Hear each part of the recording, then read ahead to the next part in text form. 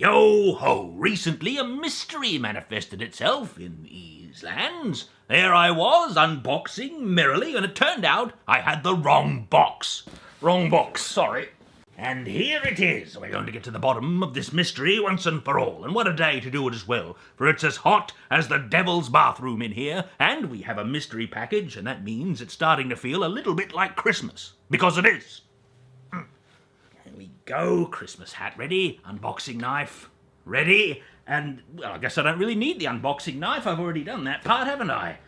Oh well.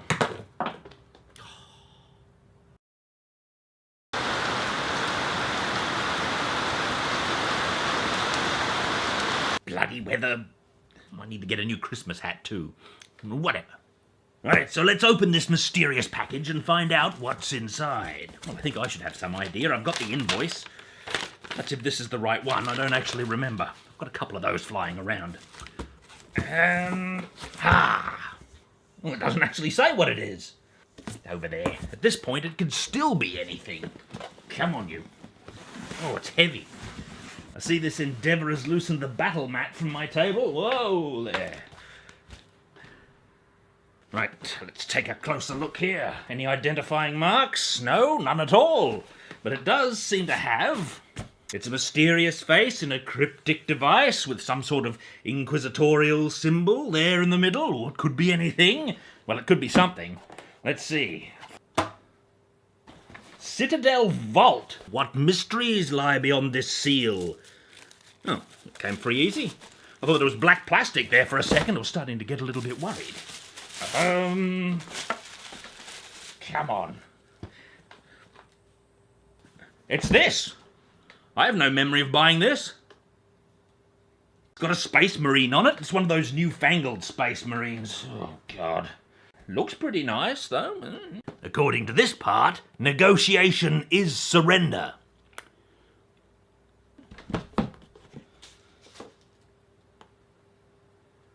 It looks rather nice. Oh, this comes off. There is no time for peace, no respite, no forgiveness. There is only war. Rather well planned out. This is, of course, Warhammer 40,000's limited edition. Whichever one it is. I think it's the most recent one. It might not be by now. There's 4 separate volumes in here. Let's extract them from this weirdo box and have a closer look. This one I like. This is the only one with the actual title on the spine, so that's pretty good. This one's a little more cryptic. Let me open it up. Page 1. A classic. Great. This is, in its entirety, an art book. Worth the price of admission, I think. What was the price of admission? Maybe it wasn't. But still, it's very nice. Are the rest of these art books? Matter of fact, was this the rule book? It is the rule book. I'm guessing this is a fancier reprinting of the common rule book. Careful not to cut myself on those sharp pages. What is this? This looks like a DM screen to me. It's not. It's a map. I might have to watch the footage back later in order to fold it up again. Oh. What do you think of this coloration here on this map? It's very interesting in my opinion. Certainly quite unusual. You don't often see space maps in negative colours like this. Back in there we go. Oh wait, there's other things in here. I don't quite believe it. I don't think I've seen an artist's signature on something in Games Workshop for many years. It's Paul Dainton, of course. Oh, it says so on the back. Primaris Intercessor. Intercessor. And a Plague Marine. Not bad. And all that's left is this giant book. Wait, this is very light. This isn't a book. What is this? Success is measured in blood, yours or your enemies. Well, I think success is measured in unboxings. What is this? It's a much smaller book and some tokeny things. Oh, some more things. Ah, condensed rule book. Whoa. Deck of cards. Would it be too much to expect the... I was going to say, too much to expect the Emperor's Tarot, and it is. This is a bunch of rule stuff on cards. Oh, they're nice. What on earth could this be? They must be tokens. Well, they're tokens all right, and I'd call them uncommonly appropriate for the game at hand. There's a few medals in here. What are they? Oh, numbers. They must be turn markers. I'll tell you, if there was a Warhammer Fantasy version, the time we'd be having right now. Get up back on my head. Oh, no. Too hot for that. Well, that's that lot unboxed after a fashion, and I'm off now to take the traditional picky wickies so I can give you all a closer look at all of the lovely details and what have you. But I've got to be honest with you, there's only one part that really catches my attention. It's this art book. Oh, but whatever, we'll be back shortly. Well, there it is. Look, I'll be honest with you, I'm not too enthused about this set. The way I feel may have something to do with my annual Sword and Sorcery film marathon. How am I supposed to maintain interest in Primaris Marines or Nurgle Plague Fellows when there's Iron Master going on? Look at the muscularity!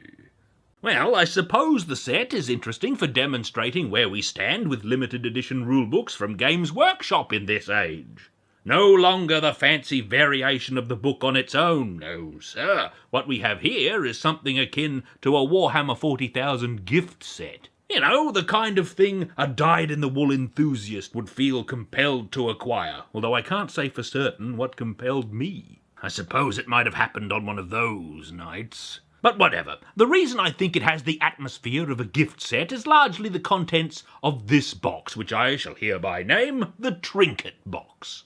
Look within. Everything inside has a practical application to the game. It's got turn markers, servo skull tokens, a little range-finding key, all weighty and metallic.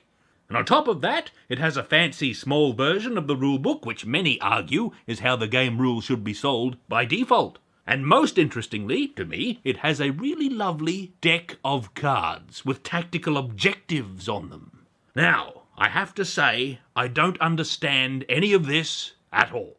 Now, you might disagree, but hear me out. I don't really get why practical things like tokens and objective cards would be in a set like this. The cards in particular, all right, they're beautiful on one side and practical on the other. However, their beauty almost completely cancels out their practicality. I can't imagine that there are too many people who would expose these fragile and hard-to-replace cards to common wear and tear by actually bringing them to the gaming table. Surely, I think, something imaginative would have been better, especially for the cards. Now, I mentioned earlier the Emperor's Tarot. That'd be grand, but I can understand not doing that. The designers would have to canonize all of the cards that make up the tarot, and I think it's much better off being a bit mysterious. But if we're going to have a deck of cards, what about a deck of art cards, eh? Or holographic profiles of characters, or war gear, maybe with a few hitherto unknown bits of trivia.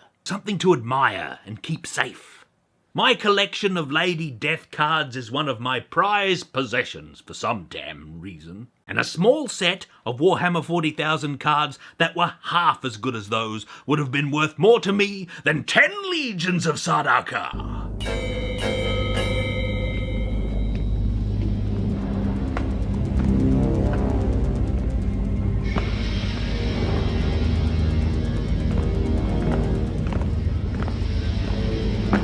We better check out this map, eh? Now, it's double-sided, and on this side, it's got the Gathering Storm, which seems to be a fairly ordinary version of the Warhammer 40,000 galaxy, and on the other side, it's got the same thing, but it looks like someone spilled a lot of Age of Sigmar all over it. This is all news to me, mind you. I haven't had my finger on the pulse of Warhammer 40,000 for ages, so I don't know anything about your Reboot Guildman or your Sinead O'Connor or whatever. Look, this movie, alright, it's not really sword and sorcery, it's more of an appendix to the genre, and it's even got some very interesting parallels to Conan the Barbarian and the Riddle of Steel. It's worth a watch. Right, I'm making an executive decision to skip straight to the art book, and a very fine art book it is. As a matter of fact, I don't think this is a cracking unboxing at all. I think this might be the very first cracking art book review. Sort of. This book is the crown jewel of the set. It's a crowning example of an art book as part of a collector's edition. Because it's not some slapdash compromise art book cobbled together like some I might mention. It's a real art book. It's unannotated, meaning there are no accompanying paragraphs or anecdotes. It's almost pure art from cover to cover. But apart from that, the art is beautifully and carefully presented. Each piece is given its own space and room enough to absorb your attention, and the images are truly worthy of that attention. Most of them are familiar to me, while there's one or two that I don't believe I've seen before, like this one of a lady inquisitor taking a reading from the Emperor's Tarot, which is why I deduce that she's not a sister of battle or anything herself. Psychic cards and spooky arrows are a little bit witchy for my girls, even if she is wearing a variant of Sororitas power armour and is sporting the regulation haircut. Speaking of, look what's over the page. The classic John Blanche Sisters of Battle cover. Look at that hair. Nothing beats it. That is a hairstyle referred to by me and my men as full Blanche. It doesn't show up too often in real life, but sometimes it does. Now here, this is a select image to me. There aren't enough like it, but you wouldn't want too many. It appears to be an arming ritual of some sort, wherein this marine's harness is being borne by cowled chapter serfs. It's a tantalizing glimpse at the mystique of the Astartes warriors that is easy to lose touch with amongst all the usual battle scenes, you know. This is a heroic image, but the nature of its hero is not communicated through valour, but through vulnerability. It's one of the more important traits of the chivalric hero. You see, armour isn't about might or invulnerability. I think it's really about weakness and fragility. Unlike the barbarian hero, the heroism of the chivalric hero is not native to his body. It must instead be built up around him in the form of structures. Codes of conduct, oaths of fealty, and technology like armour are common examples, but all of it implies that underneath there is a lack which all of these structures attempt to make up for. Though their bond with technology does not end with their armour, actually they're uplifted bodily and arguably born from technology, Space Marines are not an exception to all of this, and their most classic struggles are often against their darker selves. There's a Marine, vulnerable, clinging to his constructed identity, physically and mentally as suggested by his posture, and he has to cling because whatever there is underneath all of that doctrine and all the chemicals and construction, whatever it is almost certainly whatever he fears the most. This is a wonderful chivalric image. I love this book, but it has one serious flaw. There is no credit for, or even mention of, any of the artists involved. Folk who know me will know my distaste for Games Workshop's present policy for not crediting any artists or writers or designers in the material they publish. Anonymity should be the option of the author or artist, as the case may be, and not the subject of a sweeping company-wide policy. There is no worthy reason for a company to do this to talented folk who surely deserve better treatment.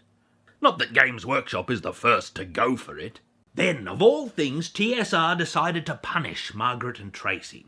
They were given the worst editing jobs in the company and told there would not be any stars in the company, and that went for the artists too. There were threats that artists might be prevented from signing their work, so I freaked out about this and went to our executive vice president and told him just how stupid all this was. There's Larry Elmore speaking of his time in TSR here in this cracking book. Credit in general books is one thing, but it is surely madness to see no credit here. This is an art book. It should celebrate the artists, but there's no mention of them, save for one or two signatures, which were probably too inconvenient to crop out. Oh, there's an introduction to the Warhammer 40,000 setting here, of all places. I thought it was out of place in the Necromunda book, but here we are. No mention at all of the importance of art or an acknowledgement of the talent of the great many artists who have contributed to this imagined world over the years, however brief such an acknowledgement might be. And why would I expect such a thing? Because they've done it before. Look here at this Warhammer art book I bought in 2006. It has an intro in full praise of art and artists and the inestimable contribution they've made to the Warhammer world. And the images, right? Each one has a small reference at the bottom noting the picture's title, the name of the artist, the source of its first printing, and the year. It's an art book, you know? Come on! It is completely bizarre to me to see this omission in this art book in the very same set where they give special mention to Paul Dainton. And he's a wonderful artist, I know. Now, I should note that the signatures on these prints are not legitimate. They're not actual autographs. It's a little hard to tell in the footage, but there you go. It is very strange to see Games Workshop behave as though an artist signing his work is a privilege of some significance. Disaster. All in all, though, this is a lovely, lovely art book in what is ultimately a very nice set. But it's got some scars. It's got 10 legions of...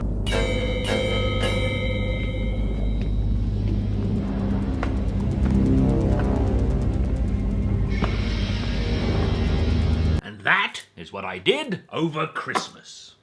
Happy New Year. Rats that look like men?